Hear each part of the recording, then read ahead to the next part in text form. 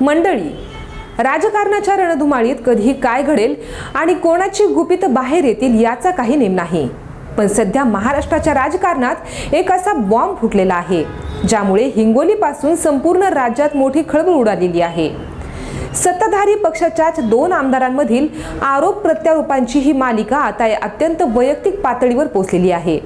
विचार करा, एका आमदारावर त्याच आघाडीतील दुसऱ्या आमदाराने अनैतिक संबंधासारख्या गंभीर आरोप करावा तेव्हा राजकारणाचं चित्र किती बिघडलेलं असेल. आज आम्ही याच धक्कादायक दाव्याचं संपूर्ण विश्लेषण व्हिडिओच्या माध्यमातून जाणून घेणार आहोत. त्यामुळे हा व्हिडिओ शेवटपर्यंत नक्की पहा आणि आपल्या पब्लिक कट्टा या यूट्यूब चॅनलला सबस्क्राईब करायला विसरू नका. नमस्कार, मी आरती आणि तुम्ही पाहत आहात पब्लिक कट्टा.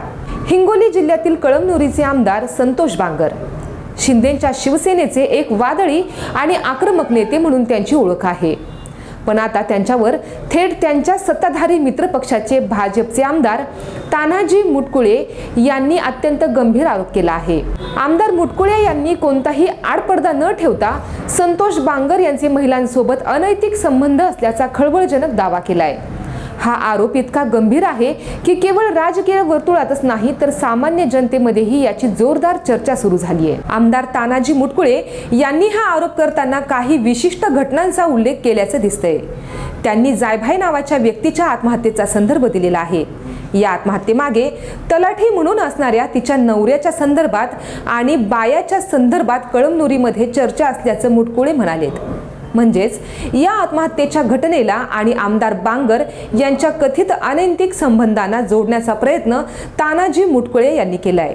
मुटकुळे इथेच थांबले नाहीत तर त्यांनी बांगर यांनी कळमनुरीमध्ये किती लोकांशी अनैतिक संबंध ठेवलेले आहेत याची रेकॉर्ड्स आपल्याकडे असल्याचा दावा केलाय. खरं तर आमदार तानाजी मुटकुळे आणि संतोष बांगर यांच्यातील हा संघर्ष काही नवीन नाही. गेल्या काही दिवसांपासून या दोन्ही सत्ताधारी आमदारांमध्ये जोरदार शाब्दिक युद्ध सुरू आहे. यापूर्वी आमदार मुटकुळे यांनी संतोष बांगर यांच्यावर शिंदेकडून 50 खोके घेतल्याचा थेट आरोप केला होता. हा खोक्यांचा आरोप ताजा असतानाच आता अनैतिक संबंधाचा या गंभीर आरोपाची त्यात भर पडलेली आहे. म्हणजेच हा वाद आता केवळ निधी किंवा पक्षांतराच्या मुद्द्यावर न राहता थेट चारित्र्य हननाच्या पातळीवर गेलाय. आमदार मुटकुळे यांनी आपल्या आरोपांना आणखीन धार देताना कळमनुरीमध्ये सुरू असलेल्या चर्चेचा उल्लेख केला.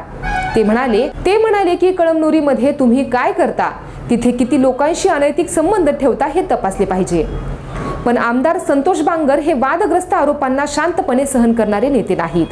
त्यांनीही भाजप आमदार तानाजी मुटकुळे यांच्या आरोपांना तितक्याच आक्रमकतेपणे उत्तर दिलेले आहे. बांगर यांनी आपल्यावरील सर्व आरोप फेटाळून लावलेले आहेत. त्यांनी अत्यंत भावनिक आणि थेट शब्दात उत्तर दिलंय. माझ्यासाठी परस्त्री माते समान आहे असं ते म्हणाले. त्याचबरोबर मुटकुळे शेण खातात, लोकांनी त्यांना घरात देखील बोलावू नये असं आमदार संतोष बांगर म्हणालेत. आमदार तानाजी मुटकुळे यांनी केवळ अनैतिक संबंधाचाच नव्हे तर कळमनुरी परिसरातील विकासाचा मुद्दा सुद्धा देखील उपस्थित केलाय. मुटकुळे यांनी संतोष बांगर यांच्यावर विकासाच्या विजनचा अभाव असल्याचा आरोप केला आहे. ते म्हणाले की विकास हा त्यांना माहीत नाहीये आणि कळमनुरी नगर परिषदेमध्ये त्यांना येऊ देत नाहीत असा थेट आरोप भाजप आमदार मुटकुळे यांनी केलाय. विकासाच्या मुद्द्यावर टीका करताना मुटकुळे यांनी एक गंभीर उदाहरण दिलं. ते म्हणाले की कळमनुरीतल्या स्मशानात जायलाही रस्ता नाही अशी अवस्था आहे. स्मशानभूमीचा रस्ता नसणे हा स्थानिक प्रशासनाच्या अपयशाचा आणि लोकप्रतिनिधींच्या उदासीनतेचा कळस मानला जातो. मुटकुळे यांनी या उदाहरणातून बांगर यांच्यावर विकासाच्या कामात लक्ष नसल्याचा टोला लगावलाय. विकासाच्या मुद्द्यांवरून मुटकुळे यांनी संतोष बांगर यांच्या राजकीय भविष्यावरही भाकीत वर्तवलेलं आहे. त्यांनी ठामपणे सांगितले की हिंगोलीत बांगर 4थ्या क्रमांकावर जाणार. इतकंच नव्हे तर येणारी निवडणूक ही भाजपच जिंकणार आणि संतोष बांगर यांचा दारुण पराभव होणार असा दावाही त्यांनी केलाय. मुटकुळे यांनी संतोष बांगर यांच्यावर पैशांच्या बळावर निवडणूक लढवण्याचा गंभीर आरोप केलाय. ते म्हणाले की विकासाचे विजन नसलेला माणूस फक्त पैशांच्या बळावर निवडणूक लढवू लागला. यासोबतच हा पैसा कुठून आला आहे याची कल्पना लोकांना आहे असेही ते म्हणाले. मंडळी, या संपूर्ण प्रकरणाचा सर्वात महत्त्वाची बाब म्हणजे हे दोन्ही नेते एका सत्ताधारी आघाडीचे सदस्य आहेत. उपमुख्यमंत्री एकनाथ शिंदे यांच्या नेतृत्वाखालील शिवसेना आणि भाजपची युती राज्यात सत्तेवर आहे. अशा परिस्थितीत सत्तेत सहभागी असलेल्या दोन आमदारांनी एकमेकांवर इतके गंभीर वैयक्तिक आणि चारित्र्य हनन करणारे आरोप करणे हा सत्ताधारी आघाडीतील विसंवाद किती खोलवर गेलाय हे दर्शवतो.